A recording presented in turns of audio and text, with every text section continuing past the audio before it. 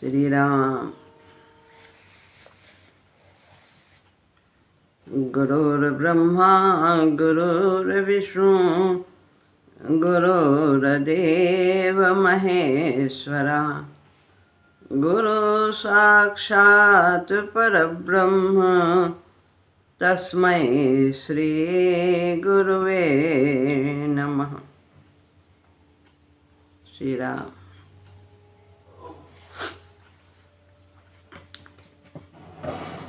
श्रीमद् भगवद गीता अध्याय 2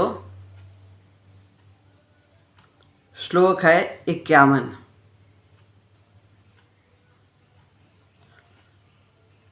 कर्मजं बुद्धियुक्ता हि फलं त्यक्त्वा मनीषिणः, जन्मबन्ध विनिर्मुक्तः पदं गच्छन्त्यनामयम्।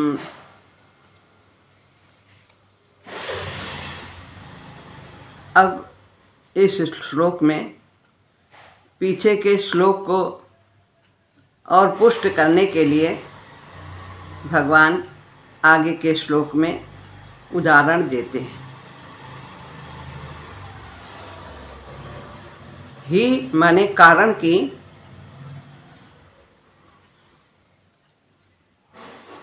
समता की बात बताई है पिछले श्लोक में कि वो पाप और पुण्य दोनों ही बंधन से मुक्त हो जाते हैं। तो उसका कारण बताते हैं। कारण की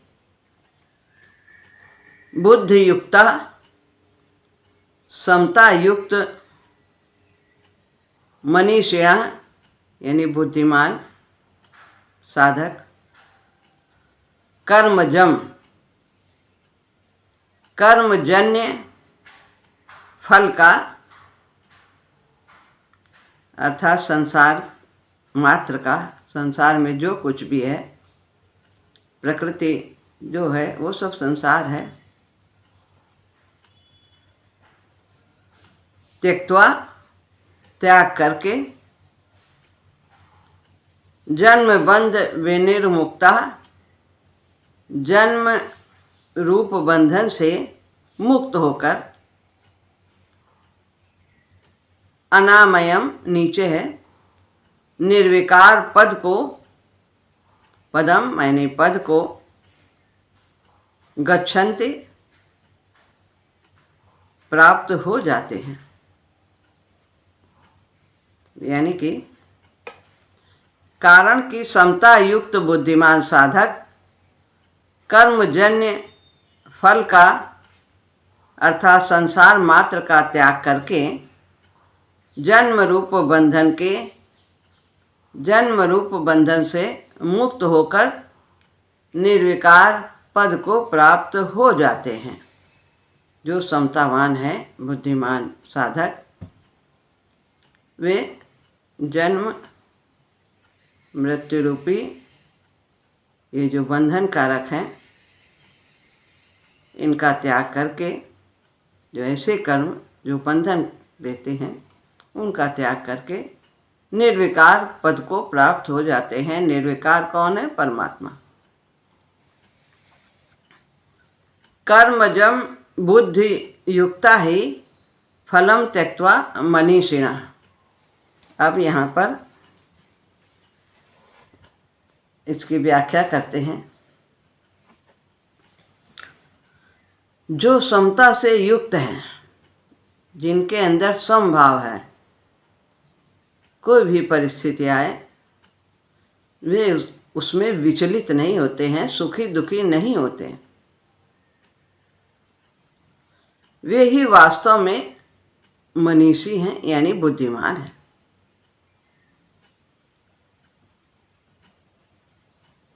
यही बात 18वें अध्याय के 10वें श्लोक में भी कही गई है कि जो मनुष्य अकुशल कर्मों से द्वेष नहीं करता और कुशल कर्मों में राग नहीं रखता, वे बुद्धिमान हैं, मेधावी हैं। मेधावी यानी कि मनीषिणा है, जो अकुशल कर्म से द्वेष नहीं करते और कुशल कर्म से राग नहीं करते कि ये ऐसा ही हम करें, यही अच्छा है, ऐसा ही करें। नहीं, स्वाभाविक रूप से जिनके कर्म होते हैं स्वतः ही सत्व गुण में स्थित रहते हैं। अब कहते हैं कर्म तो फल के रूप में परिणित होगा ही, हम कर्म के फल का त्याग नहीं कर सकते हैं। कहने का तात्पर्य यह है कि कर्म जो करेंगे उसका फल तो आएगा ही, फल का हम त्याग नहीं कर सकते। हमें वास्तव में यहाँ पर भगवान ये कहते हैं कि कर्म फल की इच्छा का त्याग करना है। कर्म तो करना है लेकिन कामना से रहित होकर के। कर्म, कोई भी व्यक्ति बिना कर्म किए रह ही नहीं सकता, उसका जीवन निर्वाह हो ही नहीं सकता। प्रकृति तो गतिमान है, सदा निरंतर कर्म होते रहते हैं, तन से मन से अंदर सभी प्रकार हमारे शरीर के कार्य होते रहते हैं, बाहर भी होते हैं। तो कर्म तो फल के रूप में परिणित होता ही है, वो तो आएगा ही।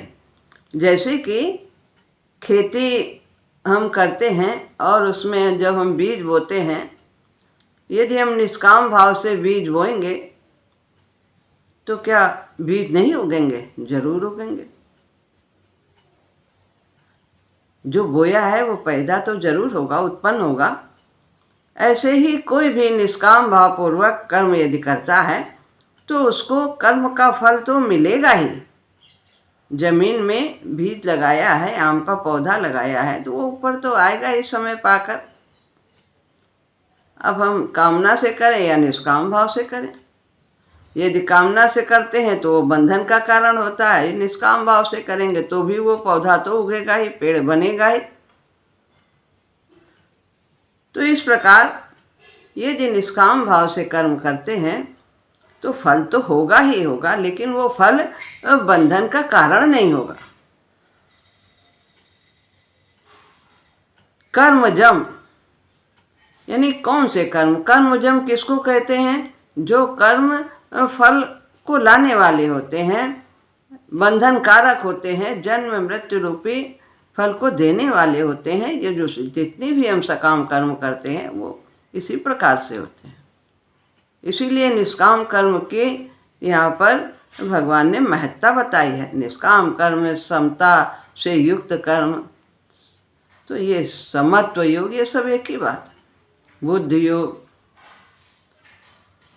अतः यहाँ कर्मजन्य फल का त्याग करने का अर्थ यही है कि कर्मजन्य फल की इच्छा, कामना, ममता, वासना आदि का त्याग करना, क्योंकि ये कामना, वासना, ममता, अहमता यही तो बंधन का कारण है। फल तो आएगा ही, तो फिर हम कामना क्यों करते हैं? वो तो फल मिलेगा ही। तो इसलिए निष्काम भाव होना हमारे लिए लाभदायक है, पूर्णत्व की प्राप्ति कराने वाला। जन्म बंध विनिर्मुक्ता के जन्म के बंधन से वो मुक्त हो जाता है। जो निष्काम भाव से यानी समत्व बुद्धि से कर्म करता है, कर्तव्य की दृष्टि से करता है। समता युक्त मनीषी साधक जन्म रूप बंधन से मुक्त हो जाते हैं। जन्म नहीं होगा तो बंधन, मृत्यु भी नहीं होगी, दोनों से मुक्त होगी। जन्म मृत्यु ये नहीं कि हम बार बार ये बता चुके हैं कि इसका मतलब ये नहीं कि हम संसार में ना आए, लेकिन ऐसे इस प्रकार से कार्य करें कि हम संस्कार न बनाएं, बंधन में अपने को न बांधें।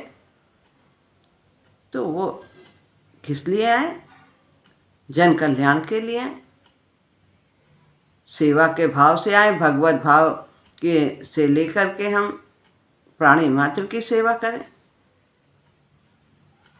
कोई बंधन नहीं होगा और भगवान का कार्य भी होगा।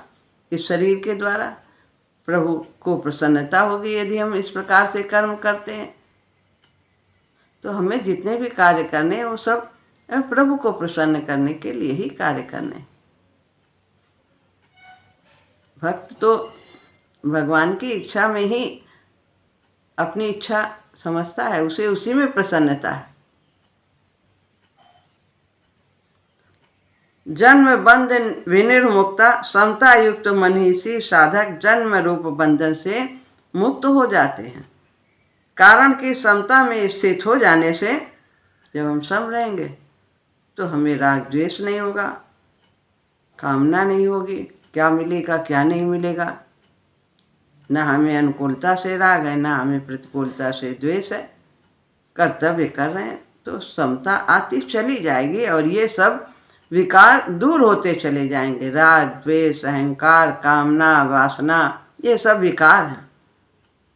आदि दोष ये सब किंचित भी नहीं रहते हैं यदि हमारे अंदर समता है। आएगा, दिन भी होगा रात भी होगी, सुख भी आएंगे दुख भी आएंगे, वे सब हमारे लिए कल्याणकारक हैं, हमें निर्मल करने के लिए आते हैं, प्रभु के समीप ले जाने के लिए आते हैं। अतः उनके पूर्व जन्म का कारण नहीं बनता है, फिर ये साधक के पुनर्जन्म का कारण नहीं बनता कि उसका दोबारा संस्कारों को क्षीण करने के लिए यहाँ आना पड़े, तो वो पुनर्जन्म का कारण नहीं बनता उसके कर्म। वे जन्म मरण रूप बंधन से सदा के लिए मुक्त हो जाते हैं। जेहि जोनि जन्मो कर्म बस ता राम पद अनुरागम, बाली ने यही कहा। अब है पदम गच्छन्ते नामयम। गच्छन्ते यानी प्राप्त हो जाते हैं, पदम कौन से पद को, अनामय पद को, निर्विकार पद को प्राप्त हो जाते हैं। आमय कहते हैं विकार को और अनामय कहते हैं निर्विकार को। अन्न लग गया है तो अनामय यानी निर्विकार पद को प्राप्त हो जाते हैं, जिसमें किंचित भी किसी प्रकार का विकार न हो उसे अनामय कहते हैं। यानी कि निर्विकार, विकार या और निर्विकार। विकार जो दोष है उनको विकार कहते हैं, निर्विकार दोष से रहित। समता युक्त मनीषी लोग ऐसे निर्विकार पद को प्राप्त हो जाते हैं। परमात्मा निर्विकार है तो परमात्मा के समान गुण उनके अंदर उत्पन्न हो जाते हैं, प्रकट हो जाते हैं। वो तो रहते ही हैं, बस उन्हें प्रकट करना है। तो उसके उपाय भगवान बताते हैं, अनेक योग बताए हैं, सांख्य योग, कर्म योग, भक्ति योग, इस तरह के मुख्य 3 साधन हैं। इनको करके हम अपने अंदर परमात्मा के गुणों को प्रकट कर सकते हैं। कोई भी एक साधन करें, सभी साधन पर चलना हमारे लिए उपयुक्त नहीं है। एक साधन में पूरी तरह से लग जाना ही यही सुगम साधन है, सुगम उपाय है निर्विकार होने का। इसी निर्विकार पद को 15वें अध्याय के 5वें श्लोक में अव्यय पद भी कहा गया है। परमात्मा का ये सब उन्हीं के नाम हैं। अव्यय जो गुणों के अनुसार उनके नाम हैं, जो कभी कम ना हो, जिसमें कभी कमी ना आए, सब कुछ करते हुए, सब त्याग करते हुए, सभी जीवों को उत्पन्न करते हुए, अपना अंश प्रदान करते हुए भी उनमें कोई कमी नहीं आती। अव्यय व्यय जिसमें कम ना हो। तो इसको 15वें अध्याय के 5वें श्लोक में भी कहा गया है। क्या है? निर्माण मोहाजित संग दोषा अध्यात्म नित्या विनिवृत्त काम द्वंद्वैर्विमुक्ता दुख सुख दुख संग गच्छन्ति मूढ़ा पदमव्ययम् तत्। अव्यय पद को वो प्राप्त कर लेता है। निर्माण मोहा ये सब जीत लिया, जित संग कामा, काम आदि को, आसक्ति को, सबको जीत लिया, वो अमूढ़, वो परम पद को, अव्यय पद को प्राप्त करता है, परमात्मा के पद को प्राप्त करता है, उनकी समीपता को प्राप्त करता है।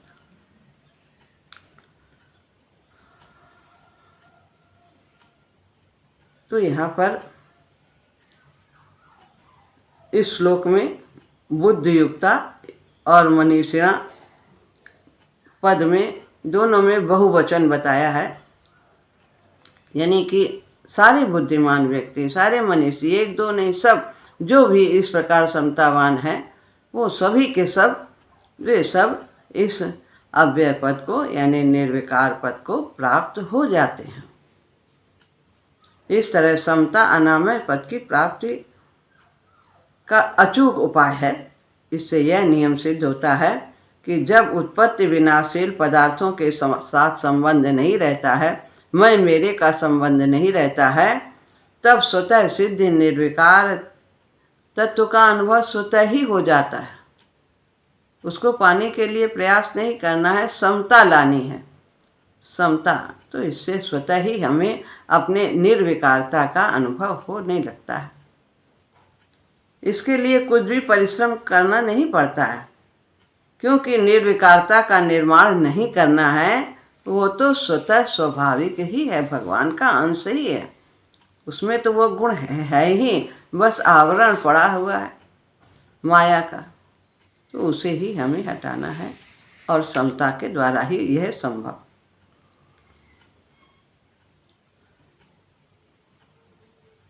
कर्मजन्य फल के त्याग के दो अर्थ हैं। जैसे कर्मजन्य फल आया कि उसका त्याग कर देता है। पहली बात क्या है कि फल की इच्छा का त्याग करना। एक तो ये इस तरह से हम कर सकते हैं, फल की कामना ना हो, कर्तव्य। और दूसरा कि विभिन्न अनुकूल और प्रतिकूल परिस्थिति आने पर सुखी दुखी न होना, इस स्थिति का ज्ञान होना, लेकिन हम उससे सुखी दुखी ना हो। ये तो मन का कार्य है, ये आत्मा का कार्य नहीं है। तो मन के कार्य को हम अपने पर आरोपित कर लेते हैं, तभी बंधन का कारण होता है। तो इसलिए दो बातें बताई हैं। पहली कि कर्मजन्य फल का त्याग का अर्थ है कि फल की कामना का त्याग करना, और दूसरा विभिन्न परिस्थिति के आने पर हम विचलित ना हो, हलचल ना हो, सुखी दुखी ना हो। देखें कि ये ऐसी बस परिस्थिति आई है और अपने को स्थिर रखें, सब रखें। अब है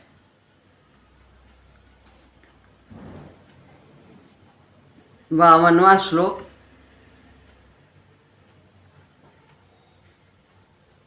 यदा ते मोह कलिलं बुद्धिर्व्यतितरिष्यति तदा गन्तासि निर्वेदं श्रोतव्यस्य श्रुतस्य च।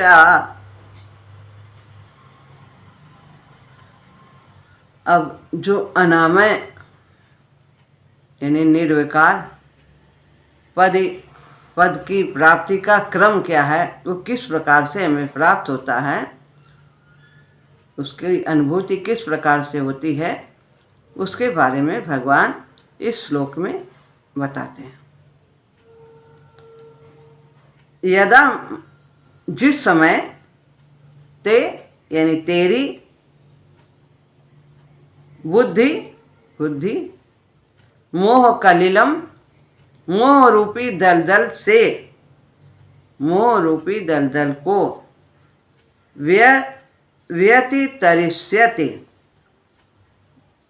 भली भांति, व्यतितरिष्यति यानी भली भांति तर जाएगी। तदा, उसी समय तू, श्रुतस्य यानी सुने हुए, च और श्रोतव्यस्य सुनने में आने वाले भोगों से, निर्वेदम यानी वैराग्य को प्राप्त हो जाएगा। फिर भोगों से वैराग्य हो जाएगा, जो हमारा राग है वो समाप्त हो जाएगा कि हमें अब ये चाहिए, इस इंद्रिय को ये चाहिए, क्या चाहिए। जिस समय तेरी बुद्धि मोह रूपी दलदल को भली भांति तर जाएगी, उसी समय तू सुने हुए और सुनने में आने वाले भोगों से वैराग्य को प्राप्त हो जाएगा। अब व्याख्या है, यदा ते मोह कलिलम बुद्धिर्व्यति तरिष्यति। शरीर में अहमता, मैं हूँ, ऐसा हूँ, बहुत योग्य हूँ, बहुत सुंदर हूँ, यानी क्या क्या गुण अपने में दिखाई देते हैं। शरीर में अहमता ममता करना तथा शरीर के नाते से अनेक नातों को ही महत्व देना, बस उतना ही समझना कि हमारे भाई बहन माता पिता कुटुंब है, ये नाता भगवान से न जोड़ना, सीधा नाता जोड़ना, यही मोह है। मोह कलिलम, कलिलम यानी दुर्गुण। ये क्योंकि ये शरीर आदि में अहमता ममता ये है नहीं, ये हमने माना हुआ है, ये अनित्य है। जो है सो है, जो नहीं है सो नहीं है। जिसकी सत्ता सदैव है, स्वयं पर आश्रित है, वही है, और जिसकी सत्ता दूसरे पर आश्रित है, प्रकृति पर आश्रित है, तो वो नहीं है, जो अनित्य है। अनुकूल पदार्थ वस्तु व्यक्ति घटना आदि के प्राप्त होने पर प्रसन्न होना और प्रतिकूल पदार्थ वस्तु व्यक्ति आदि के प्राप्त होने पर उद्विग्न होना, क्रोधित होना, द्वेष करना, दुखी होना, ये सब विकार हैं, ये सब कलिल कहे जाते हैं। ये सब कलिल दलदल है, यानी इस मोह रूपी दलदल में जब बुद्धि फंस जाती है तो व्यक्ति किम कर्तव्य विमूढ़ हो जाता, समझ नहीं पाता क्या करना है क्या नहीं करना, किस लिए हमें ये मानव तन मिला है, क्या करने के लिए आए हैं, वो सब भूल जाता है, विस्मरित कर देता है।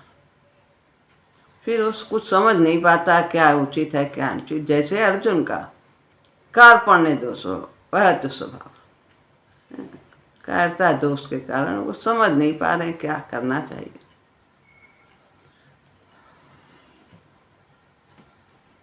स्वयं जो जीव है चेतन होता हुआ भी शरीर आदि जड़ पदार्थों में जब संबंध जोड़ लेता है तभी ऐसी स्थिति आती है।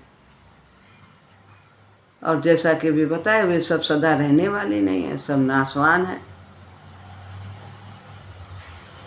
परंतु मोह के कारण इस तरफ उसकी दृष्टि जाती ही नहीं कि ये सब अनित्य है, और नए नए अनेक प्रकार के संबंध जोड़कर संसार में अधिक से अधिक अपने को फंसाता चला जाता है, बांधता चला जाता है। जैसे कोई राहगीर अपने गंतव्य स्थान पर पहुंचने से पहले ही रास्ते में खेल तमाशा सब देखने लगे और भूल जाए कि हम किस लिए निकले हैं, कहाँ जाना है, वही स्थिति उसकी हो जाती है। तो यही इसकी बुद्धि का मोह रूपी दलदल में यानी कलिल में फंसना है। लेके चलो, जैसे राजा ने कहा कि किसी को कि मेरा ये सब राज्य के बाजार सब घूम आओ जाके,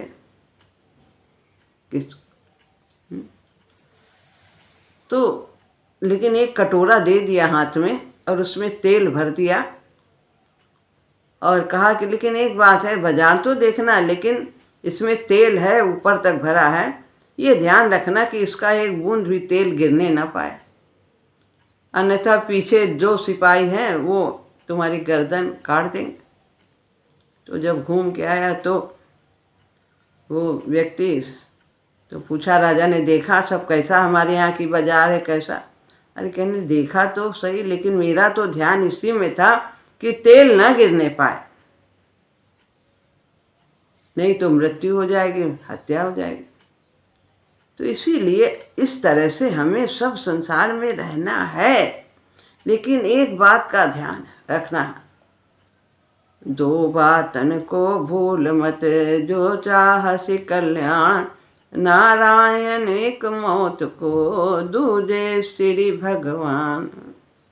भगवान को याद रखना है, मृत्यु कभी भी आ सकती है, तो अपने एक एक श्वास को बहुत अमूल्य समझना है और इसका हमें सदुपयोग करना।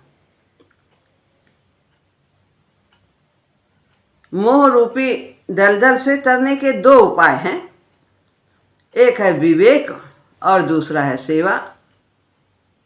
विवेक, जैसा कि अभी बताया कि ध्यान रखा कटोरे में से कहीं गिरने ना पाए, तेल गिरने ना पाए, हमारी एक भी श्वास बर्बाद ना हो, एक भी ऐसा कार्य ना हो जो बंधन का कारण हो। विवेक जिनका अधिक है वो इस प्रकार से इस दलदल से उभरते हैं, इसमें अपने को बचा ले जाते हैं। और दूसरी है सेवा। सेवा करने से हमारे अंदर का अहंकार क्षीण होता है। और सेवा दो प्रकार से की जाती है, एक है निष्काम भाव से और दूसरी है भगवत भाव से। भगवान का कार्य, भगवान के बच्चे हैं, प्रभु की सेवा है। निष्काम भाव कर्तव्य समझकर अपने कर्तव्य का पालन करना, हमें किसी से कुछ लेना, हमने अपना कर्तव्य किया, बस इसी में हमें संतुष्टि होनी चाहिए।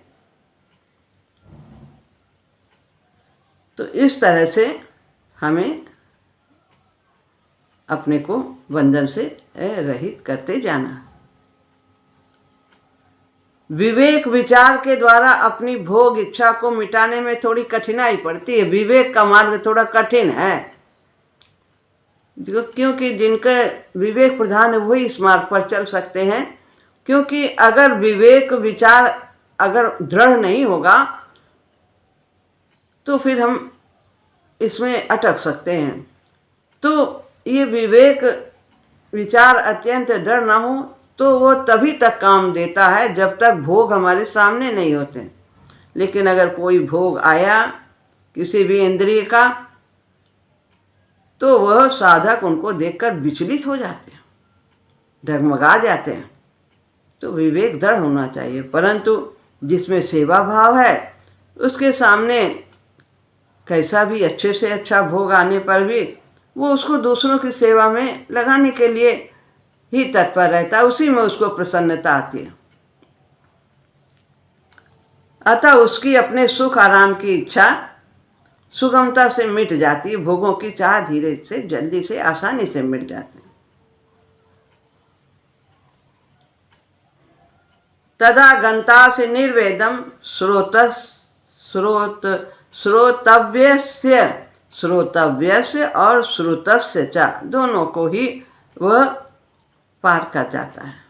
मनुष्य ने जितने भोग सुन लिए हैं, भोग लिया है, अच्छी तरह से अनुभव कर लिया है, वे सब भोग यहाँ श्रुतस्य पद के अंतर्गत आते हैं। मनुष्य ने जितने भोगों को कुछ को सुना है कि लोगों के द्वारा, और फिर उन्हें वो प्राप्त भी कर लिया है उनको, और उसका सुख भी अनुभव कर लिया है, वे सब भोग यहाँ श्रुतस्य पद के अंतर्गत आते हैं। उसको ऐसा मिला, हमको भी ऐसा चाहिए, हम भी इसका आनंद लेना चाहते हैं। तो ये सब श्रुतस्य यानी सुने हुए भोग कहे जाते हैं। और स्वर्ग लोक, ब्रह्म लोक आदि के जितने भोग सुने जा सकते हैं, वे सब भोग श्रोतव्यस्य पद के अंतर्गत आते हैं। यानी कि मर के वहाँ जाएंगे, वो मिलेगा, इंद्रलोक में जाएंगे, सुरा सुंदरी, उनको तो मरने के बाद ही भोगना है। और जो यहाँ संसारिक भोग हैं यही लोग के, तो वो दूसरों से सुनते हैं, देखते हैं, उन्हें भी प्राप्त करने की इच्छा करते हैं और फिर उन्हें पाते भी हैं, उनका सुख भी अनुभव करते हैं। तात्पर्य है कि यही लौकिक और परलौकिक भोगों से, विषयों से तुझे वैराग्य हो जाएगा। ना तुझे यहाँ के भोगों की चाह रहेगी और ना ही शरीर छोड़ने के बाद और कहाँ कहाँ जाएंगे, उत्तम लोकों में जाएंगे, ये भी, इसकी भी कामना समाप्त हो जाएगी कि इसके लिए इतना यज्ञ करो, दान करो और ऐसे कार्य करो, ये भी कामना नहीं रहेगी। तू केवल कर्तव्य की ही दृष्टि से कार्य करेगा। जन कल्याण के लिए ही कार्य करें। क्योंकि कहीं किसी भी जितने भी भौतिक लोग हैं ब्रह्मलोक तक के अगर हमारी वहां जाने तक की कामना है तो वो सब बंधन का कारण। तात्पर्य है कि जब बुद्धि मोह कलिल को तर जाती है तब बुद्धि में तेजी का विवेक जागृत हो जाता है। संसार प्रतिक्षण बदल रहा है और मैं वही हूँ। संसार गतिमान है, मैं वही हूँ, मुझमें कोई परिवर्तन नहीं है। इस प्रकार से व्यक्ति को शांति मिल जाती है और मुझे कोई अभाव नहीं है, मैं पूर्ण हूँ। तो यहाँ पर बताया है कि यहाँ भगवान ने श्रुत के स्थान पर मुक्त भुक्त और श्रोतव्य के स्थान पर भोक्तव्य कहना चाहिए था।